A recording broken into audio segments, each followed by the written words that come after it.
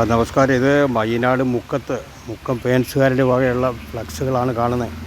അർജൻറ്റീനയുടെ കൂറ്റൻ കട്ടൗട്ടുകളൊക്കെയാണ് ഇവിടെ വെച്ചിരിക്കുന്നത്. അതുപോലെ തന്നെ പോർച്ചുഗലിൻ്റെയും ബ്രസീലിൻ്റെയും ഒക്കെ കട്ടൗട്ടുകൾ ഇവിടെ വെച്ചിട്ടുണ്ട്.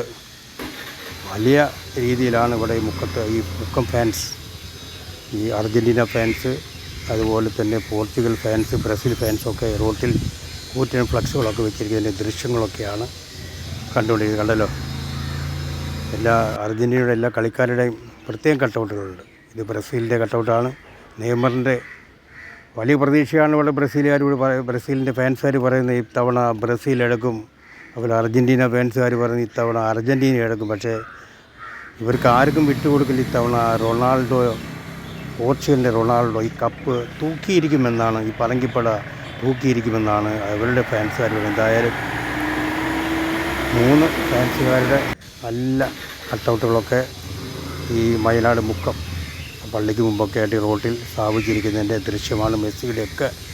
ലയണൽ മെസ്സിയുടെയൊക്കെ കൂറ്റൻ കട്ടൗട്ടുകളൊക്കെ കാണുന്നത് വയനാട് മുക്കത്തു നിന്നുള്ള ഒരു കാഴ്ചയാണ്. ന്യൂസ് ഇന്ത്യ 24 കൊല്ലം.